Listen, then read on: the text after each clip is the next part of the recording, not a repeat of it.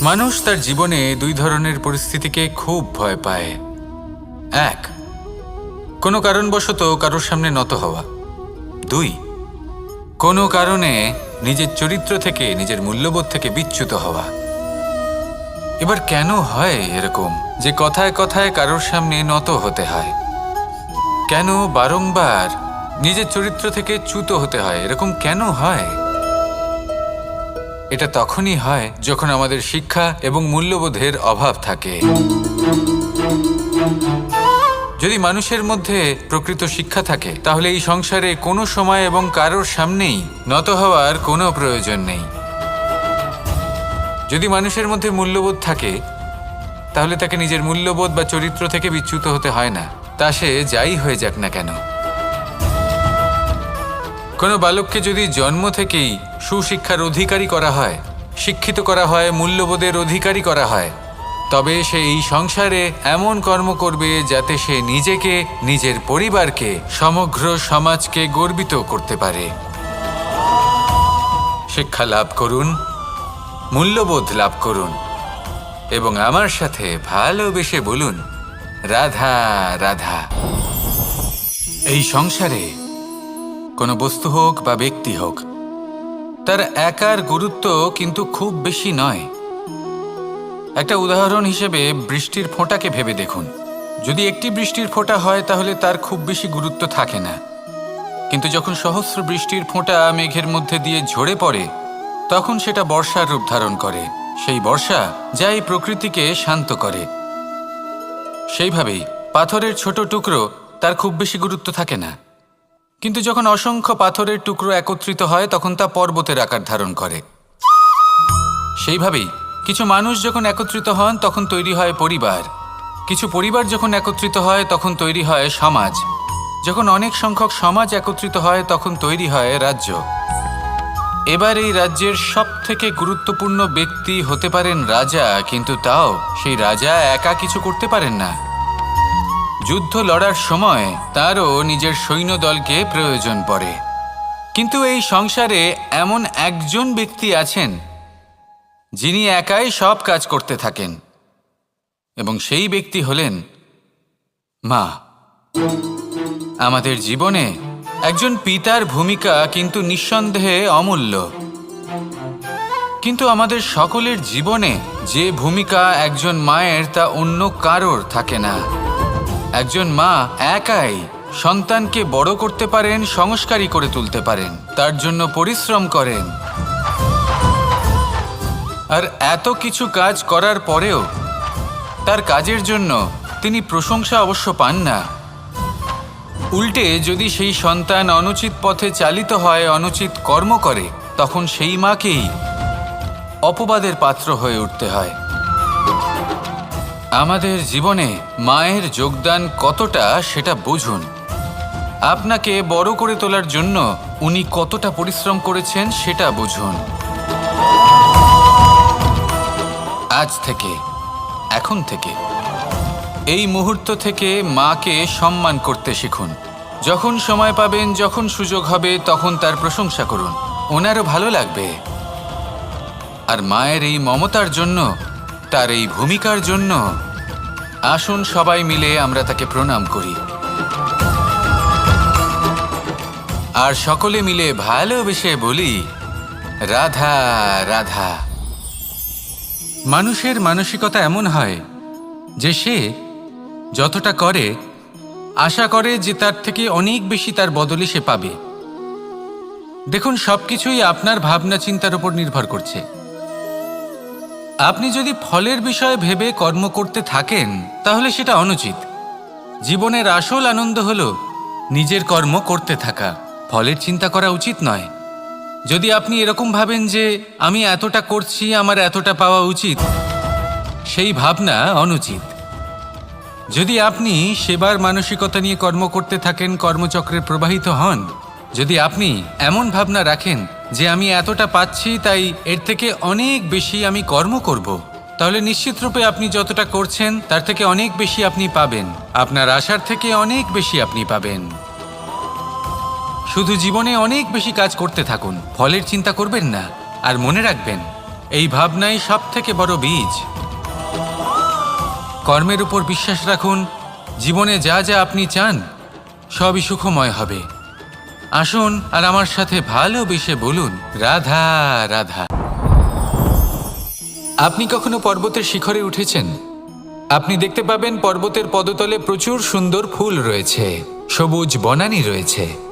যত আপনি ওপরে উঠতে থাকবেন তত ফুল কমতে থাকবে, সবুজ বনানী কমতে থাকবে। আরও কিছুটা ওপরে উঠলে কাঁটা জাতীয় গাছ দেখতে পাবেন, শুকনো গাছ দেখতে পাবেন।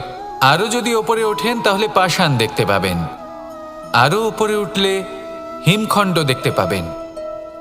এই যে পর্বত, তা মনুষ্য জীবনের সবথেকে উত্তম উদাহরণ।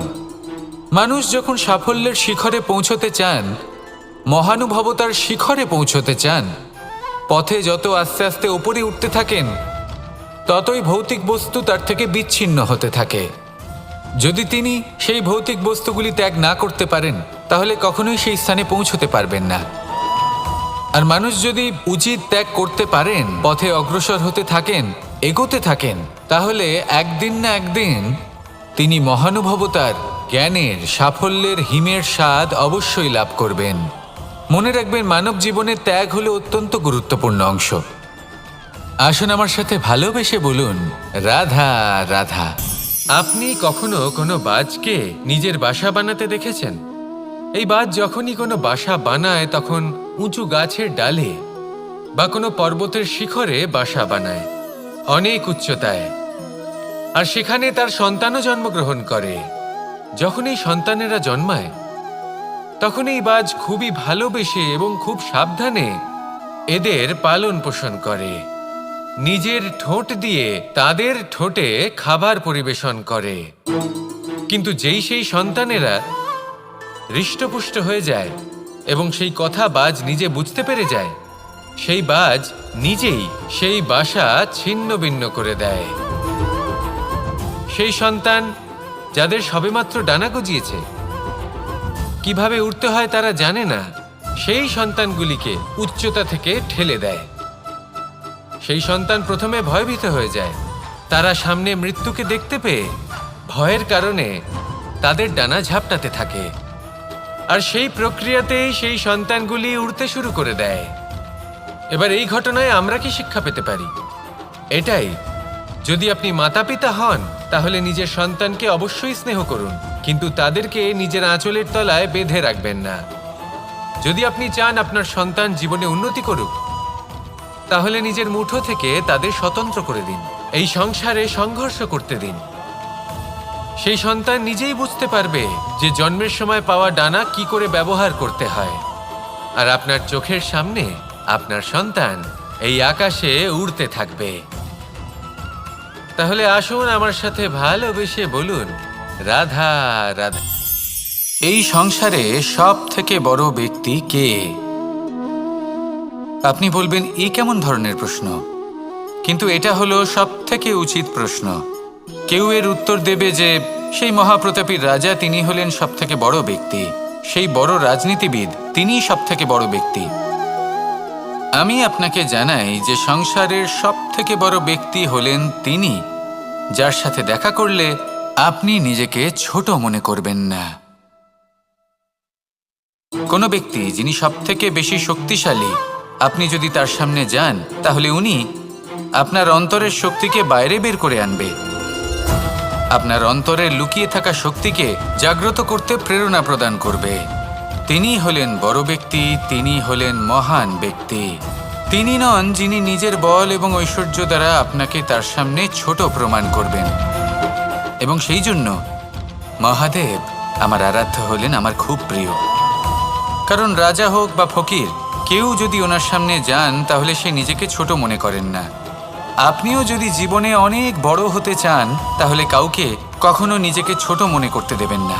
তার অন্তরে বড় হয়ে ওঠার প্রেরণা প্রদান করুন। আসুন আমার সাথে ভালোবেসে বলুন, রাধা রাধা। সূচের শেষে একটি ছিদ্র থাকে যার দ্বারা আমরা এই সুতো পরাতে পারি। আর তারপর সূচের সাহায্যে এই সুতো দিয়ে বস্ত্র সেলাই করা যায়। কিন্তু যদি সুতোটা সোজা করে ধরা না হয় তাহলে সূচে কখনো এই সুতো পরানোই সম্ভব নয়। যদি এতে কোনো গিঁট পড়ে তখন তা কখনোই এই ছিদ্র দ্বারা প্রবেশ করা সম্ভব নয়। ঠিক এইভাবেই যদি আপনি কারোর জীবনে প্রবেশ করতে চান, কারোর অন্তরে প্রবেশ করতে চান, তাহলে আপনাকেও সহজ থাকতে হবে।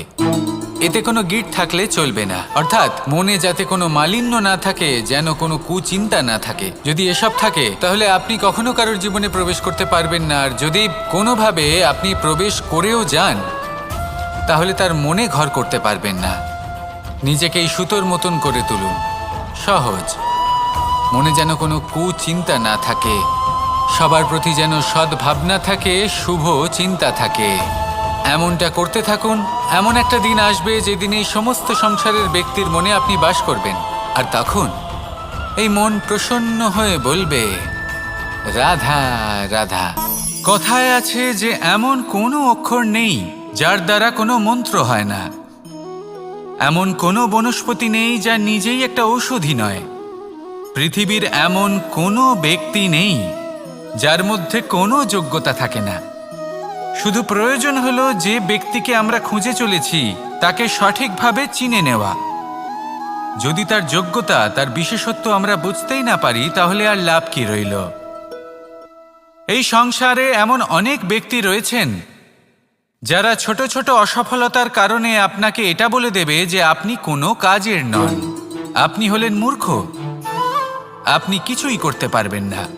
এইসব কথায় কখনোই বিশ্বাস করবেন না, কারণ আপনি এবং প্রত্যেকটি জীব এই পরমাত্মা এবং এই প্রকৃতির সৃষ্টি, যা অত্যন্ত বিশেষ।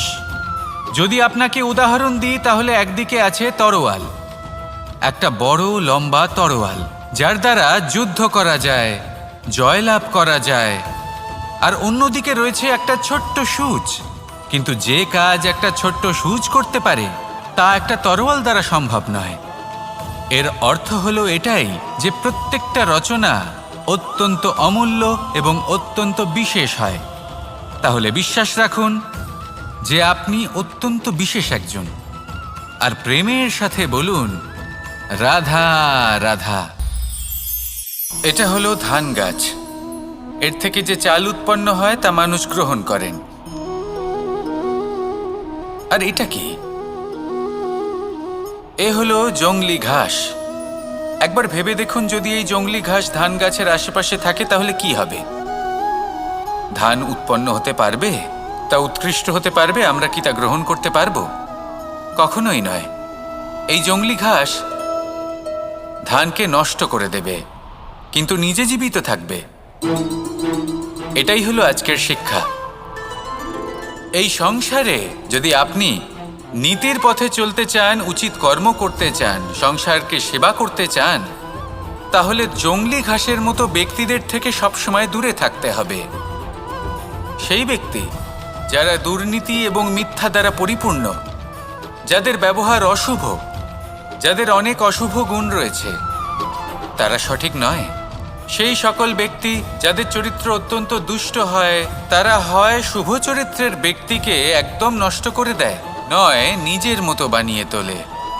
তাই যদি আপনি নীতির পথে চলতে চান, এই সংসারের জন্য শুভ কর্ম করতে চান, তাহলে সেই সঙ্গ লাভ করুন যে সঙ্গ জ্ঞানে পরিপূর্ণ, যাদের মধ্যে অনেক গুণ আছে, যাদের থেকে প্রতিদিন কিছু শিখতে পারবেন।